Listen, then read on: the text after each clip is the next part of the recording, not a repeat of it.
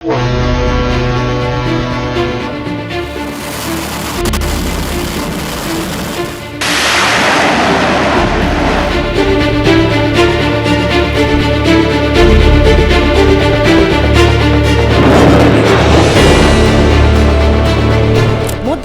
Iran ও যুক্তরাষ্ট্রের যুদ্ধাবস্থার মধ্যে নতুন করে আলোচনায় এসেছে মার্কিন নৌবাহিনীর বিমানবাহী রণতরী ইউএসএস আব্রাহাম লিঙ্কন প্রসঙ্গ।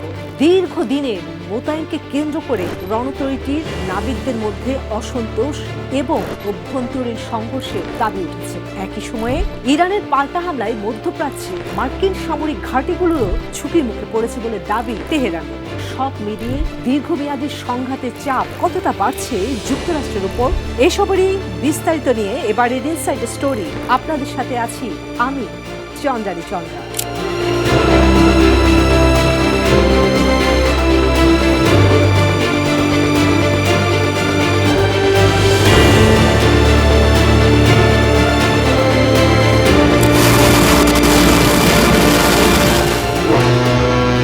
সমুদ্রের বিশাল জলরাশিতে যুক্তরাষ্ট্রের সামরিক শক্তির অন্যতম প্রতীক বিমানবাহী রণতরী ইউএসএস আব্রাহাম লিঙ্কন। তবে ক্লান্ত এর নাবিকেরা বাড়ি ফেরারও নিশ্চয়তা নেই। তার উপরে খাবার, বিশুদ্ধ পানি, এমনকি টুথপেস্টেরও সংকট আছে মার্কিন সেনাদের। সেই সাথে অপরিচ্ছন্ন শৌচাগার, লন্ড্রি সুবিধা বন্ধ এবং দীর্ঘদিন বন্দরে ভিড়তে না পারায় নাবিকদের জীবন হয়ে উঠেছে দুর্বিষহ।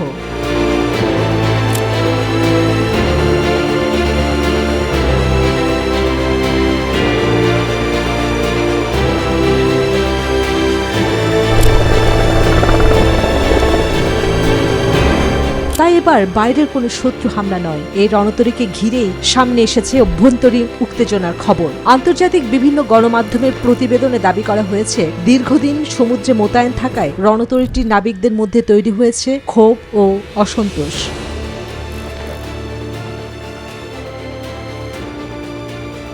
জানা গেছে, অভিযোগ শুনতে মার্কিন সেন্ট্রাল কমান্ডারের একজন উপদেষ্টা রণতরীতে গেলে পরিস্থিতি আরও উত্তপ্ত হয়ে ওঠে। শুরু হয় দুয়ো ও ধিক্কার, এরপর পানি ছোড়াছুড়ি এবং এক পর্যায়ে হাতাহাতির ঘটনাও ঘটে। এমনকি ধারালো অস্ত্র ব্যবহারের মাধ্যমে রক্তক্ষয়ী সংঘর্ষের দাবিও সামনে এসেছে।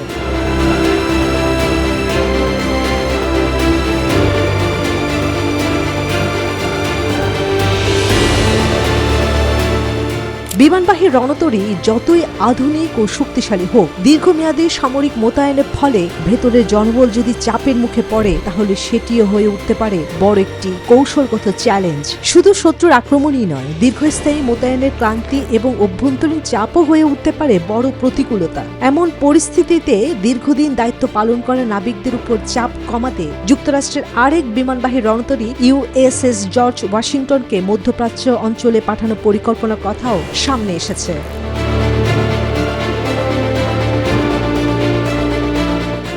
শুধু মার্কিন বিমানবাহী রণতরী আব্রাহাম লিঙ্কনই চাপ বাড়ছে ব্যাপারটা এমন নয়, রাজনৈতিক চাপও বাড়ছে ওয়াশিংটনের উপর। এই অবস্থায় মার্কিন প্রেসিডেন্ট ডোনাল্ড ট্রাম্প ইরানের সঙ্গে যুদ্ধে হেরে যাচ্ছেন এমন মন্তব্য করেছেন ডেমোক্র্যাট সিনেটর ক্রিস মার্ফি। তার দাবি, যুদ্ধ যত দীর্ঘ হচ্ছে যুক্তরাষ্ট্র তত দুর্বল হচ্ছে এবং ইরান তুলনামূলকভাবে আরও শক্তিশালী হয়ে উঠছে। মার্কিন প্রেসিডেন্ট ডোনাল্ড ট্রাম্প ইরানের সঙ্গে যুদ্ধে হেরে গেছেন বলে মন্তব্য করেছেন ডেমোক্র্যাট সিনেটর ক্রিস মার্ফি। তার দাবি, যুদ্ধ যতই দীর্ঘ হচ্ছে যুক্তরাষ্ট্র ততই দুর্বল হচ্ছে এবং ইরান শক্তিশালী হয়ে উঠছে।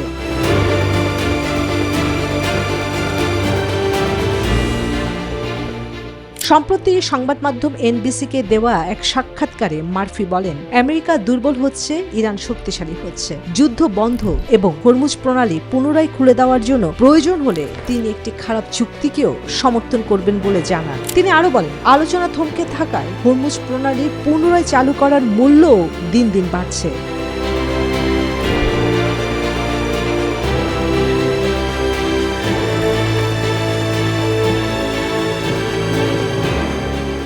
মার্ফি বলেন, যুদ্ধ দ্রুত শেষ হওয়া প্রয়োজন, কারণ প্রতিদিন যুদ্ধ চলতে থাকলে যুক্তরাষ্ট্র আরও দুর্বল হবে, ইরান আরও শক্তিশালী হবে এবং যুক্তরাষ্ট্রের সাধারণ মানুষকে এর মূল্য দিতে হবে। যুদ্ধের কারণে দেশটিতে বিভিন্ন পণ্যের দাম ক্রমেই বাড়ছে বলে মন্তব্য করেন তিনি। মার্ফি আরও জানান, যুদ্ধ চালিয়ে যাওয়ার জন্য অতিরিক্ত অর্থ বরাদ্দের বিরোধিতাও করবেন তিনি।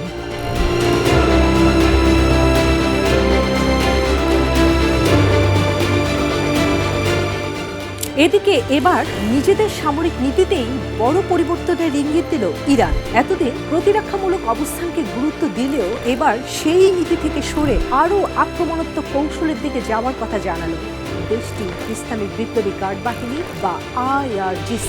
তবে কি অন্য কোনো যুদ্ধের প্রস্তুতি নিচ্ছে ইরান? হঠাৎ করেই সামরিক নীতিতে এই বিশাল পরিবর্তনের মাধ্যমে কিসের ইঙ্গিত দিল তেহরান? সম্প্রতি IRGCর ঊর্ধ্বতন commander brigadier general Yadullah Jawaani রাষ্ট্রীয় গণমাধ্যমকে দেওয়া এক বক্তব্যে বলেছেন, ইরানের প্রতিরক্ষামূলক অবস্থান এখন ধীরে ধীরে আক্রমণাত্মক অবস্থানে রূপ নিতে যাচ্ছে। তার দাবি, এটি শুধু সামরিক কৌশলের পরিবর্তন নয়, বরং ইরানের সামরিক মতবাদই একটি বড় রূপান্তরের ইঙ্গিত। কাতার ভিত্তিক সংবাদ মাধ্যম আল জাজিরা এক প্রতিবেদনে তুলে ধরে এই খবর।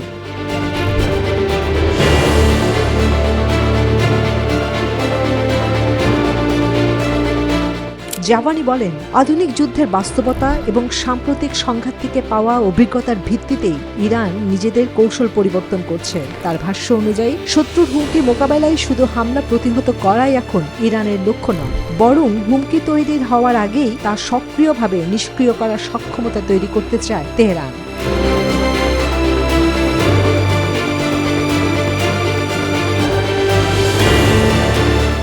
এর পরিবর্তনের পেছনে IRGC নতুন সর্বাধিনায়ক মেজর জেনারেল আহমেদ ভাহিদির দেওয়া সর্বোচ্চ প্রতিরোধের ম্যান্ডেটের কথাও তুলে ধরেন জাবানি। তার মতে, এই কৌশলের আওতায় ইরানের যে কোনো প্রতিরক্ষামূলক পদক্ষেপ প্রয়োজন অনুযায়ী স্বাভাবিকভাবেই আক্রমণাত্মক রূপ নিতে পারে।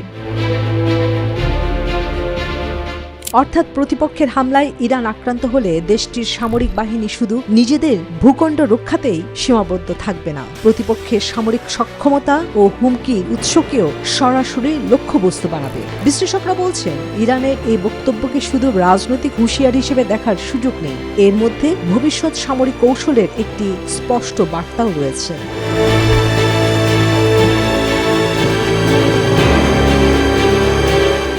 বিশ্লেষকদের মতে, ইরানের সামরিক মতবাদের এই পরিবর্তনের ঘোষণা ভবিষ্যতে সম্ভাব্য হামলা প্রতিহত করার পাশাপাশি প্রতিপক্ষকে আগে ভাগেই চাপের মধ্যে রাখার কৌশল হিসেবেও দেখা যেতে পারে। তবে ইরানের শীর্ষ সামরিক কর্মকর্তাদের ধারাবাহিক বক্তব্যে একটি বিষয় স্পষ্ট, আর তা হলো আগের মতো শুধু আঘাত সহ্য করে প্রতিরোধ গড়ে তোলার নীতিতে আর থাকতে চায় না তেহরান। সম্ভাব্য যে কোনো হুমকি দেখা মাত্রই ভয়াবহ পাল্টা আঘাত হানবে ইরান।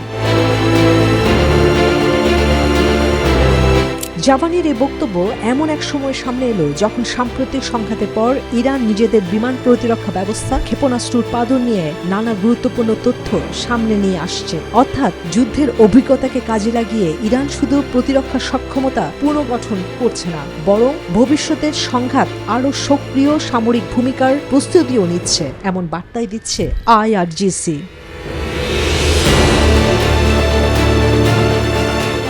সাম্প্রতিক যুদ্ধের পর যদি সত্যি ইরানের সামরিক মতবাদ প্রতিরক্ষা থেকে আক্রমণাত্মক কৌশলে রূপ নেয়, তাহলে মধ্যপ্রাচ্যের পরবর্তী সংঘাতের হিসেব নিকেশও বদলে যেতে পারে বলে মত বিশ্লেষকদের।